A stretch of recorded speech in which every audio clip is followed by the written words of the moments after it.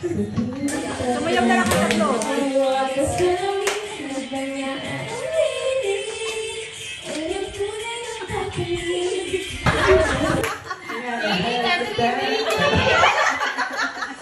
Lalo sinasama pa kinamdam ko. Si Katrina naman kinikit. Umalis yung laman. Napusin Oh, napusin nila. Magpusahan eh. Asa ba si Summer? Ayun, wala. Si Summer. Wala naman mga kamay dyan. Nalay na kami. Ano? Oo. Ngayon na lahat ng mismo nasa Nakikigit pa nga. higit lahat sila sa'yo. Sabi na si Katrina kasi dito. Yan mo ang hinahanap mo. Ano nito?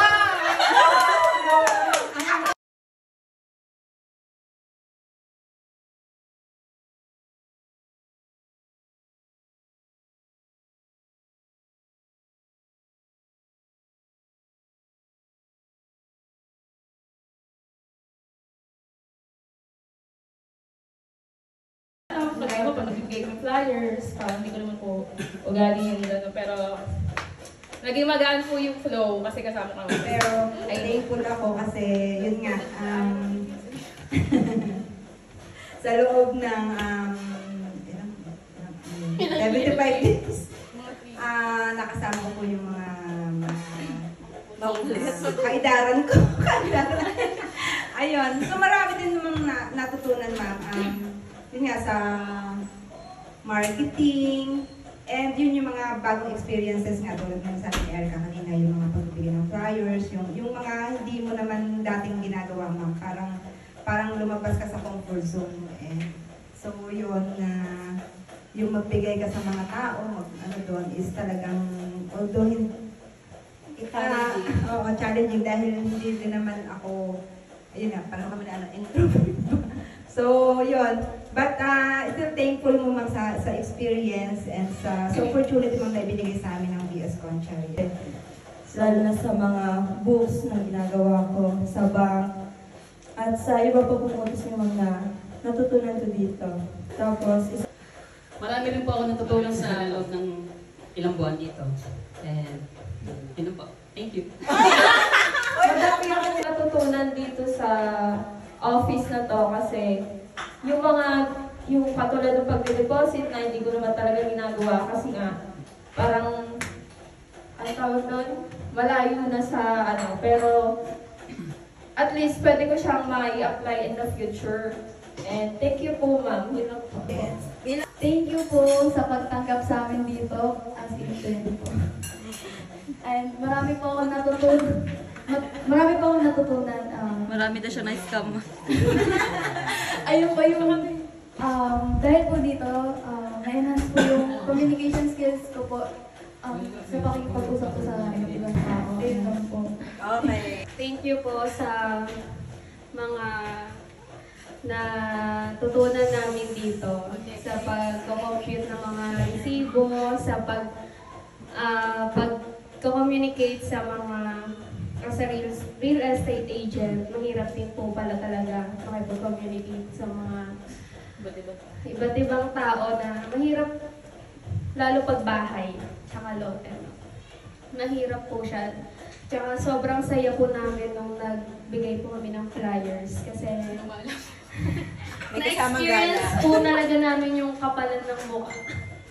kahit sobrang nahihiya po kami para po sa work, at least na-try po namin yung ganong experience po, maging extrovert. Thank you po kasi na-feel ko po na pinagkakatiwalaan niyo po kami dito, lalo na po yung sa pagpunta po sa bangko, gano'n, doon kay accountant, gano'n po. Marami po kaming natutunan doon po sa book, yung pagsulat po namin doon. Thank you po, ma'am. Well, for me, wala naman akong sabi kasi nasabi niya lahat eh. Pero yun lang, ma'am. Gusto ko lang din magpasalamat kasi nga, gumawa naman kay Eric mo. biglaan lang din ako pumasok dito, ma'am, di ba? Walang interview, din ganyan. Tapos, ayun. Ma'am, may sinasabi. Ayun, ma'am, basta super thankful and blessed na dito kami nag-OJT. Kasi nga, ma'am, sa mga klase ko kasi, ma'am, parang yung mga nirarat sila sa akin, parang ang hirap ng ginagawa nila, ganun. Pero dito naman, ma'am, mahirap din naman, pero kaya rin naman. Tapos, ayun ma'am, parang nagkaroon din kami ng background sa digital marketing kasi nga yung inassign kami ma'am sa page. Sa page ma'am, di ba? Mga posting. Tapos, ayun ma'am, yung, ayun, sinabi din po ni Abby na na-enhance yung communication skill namin. Not verbally, but, extrovert. Tapos yun ma'am, naging extrovert ako dito eh. Introvert talaga ako ma'am. Tapos nilamit ko yung mga yan, Hindi po nagagawa, ma'am, nagawa ko po dito. Tulad po nung kasi ako po, ma'am, mahihayin po talaga ako. Hindi po ako sanay, gano'n kami, makipag-usap po sa ibang tao po, yung gano'n po. Pero nung nag-start na po ako dito, ma'am, and po. Number 1 talaga, attendance. Di ba? Dito kasi sobrang luwag ko sa attendance. Pero kasi, hindi kasi, kaya nga intern namin kayo. I-guide din namin kayo. Hindi naman kami sobrang higpit na parang company na. Ay, company na talaga kami. Pero yung sobrang higpit na talagang yung attendance, gano'n titingnan. Kasi yung number 1, attendance. Number 2, yung work ethic. Ang work ethic kasi yung ugali. May mga supervisors kayo. Kaya dapat yung ugali nyo, titimbangin nyo. Hindi pwede yung may tatanong sa inyo tapos hindi maganda yung sagot. Kasi, paano kung ang supervisor ay pwede kayong sumbong para tanggalin? Diba? Kaya kailangan din ng attitude. Yung work ethic kasi nag-aano sa attitude. Yun, yung sinasabi mo tungkol naman doon sa attitude ko. Siguro lang, kaya siguro minsan, pag dumadating kasi ako, masarap na sa pakiramdam kasi yung may mag-good morning, gano'n. Hindi ako naiiyak. So, masakit na ako na to. Yun. Pinapansin ko naman kayo, di ba? Pag kung hindi ko kaya magsalita din ng good morning, lang din ako. Kasi siguro yung time na yon, ang daming... Kasi bago pumapasok dito, ang dami ng chat sa akin. Yung oras ko, 8 hours, pero mga 10 hours ko siya kasi minsan pag uuwi ako, may mga chats pa tapos ako kasi yung tao na kapag nag-chat, nagre-reply, ewan ko lang kung bakit yung messenger ganun. Yung, di ba nakita mo, Abby? Kung may chat sa akin, 2, tapos pag nagre-reply ako doon, hindi pa pala na-receive. Kaya nire-refresh ko ngayon. Hindi ko maintindihan sa messenger ko. Nakita nga ni Abby. Sabi, 2 tulad si Marjorie, nag-chat, 2. Tapos, ang ginawa ko na lang, nire-refresh ko na lang. Ganon. Pero sa totoo lang, lagi ako nagre-reply. Baka akala nyo Ewan ko kahit mag-heart lang ako. Siguro lang talaga yung messenger lang talaga ngayon, gawa ng end-to-end encrypted, yung ganon. Ayun, number 2. Tapos yung number 3, maging multitasking kayo. Kasi, kung may pinagawa sa inyo na sasabihin nyo, ay, hindi naman to ng trabaho ko. Huwag ganun. Dapat isipin nyo na, kaya ko to. Matatapos ko to. Challenge lang sa akin to. Hindi kasi pwede na magre-reklamo ka na, ito lang po yung nakalagay na responsibilities ko sa trabaho na to. Bakit ipapasok niyo sa akin yan? Ganun ang mga companies, lalo na dito sa Philippines, na ang work mo ganun lang, pero ang daming iuutos sa'yo. Ganun yun. Kaya kailangan, sasabihin mo na kaya ko to. Number 4, kailangan pasensyoso din kayo. Kasi, syempre, lalo na pag nag-uutos yung mga supervisors, ganun. Kasi may bossing kayo.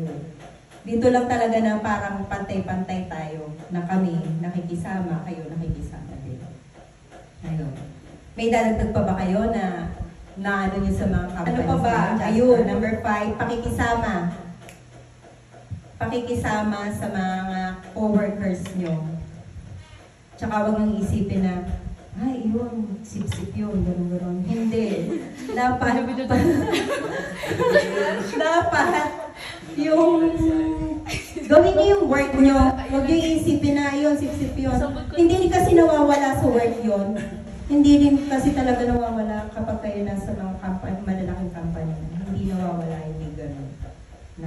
Basta gawin niyo yung work niyo. Dalingin niyo lang sa At saka yung pang-ani, magtiyaga kayo. Kasi baka pag nandun na kayo, mga ilang months pa lang, magre-resign na kayo, di ba? Kailangan isipin nyo rin na kaya mo yung work na yun. Hindi yung pwede na pag siguro meron ka lang nakaisan, magre-resign na. O, nainis ka dun sa bossing nyo, magre-resign na agad. Ayun. Kaya, and last, good luck sa inyo, sa tatahaki. May time, congrats sa graduation nyo. Iba-iba kasi kayo ng months. Tapos, good luck sa magiging company nyo next. Kasi kami yung first company nyo di ba?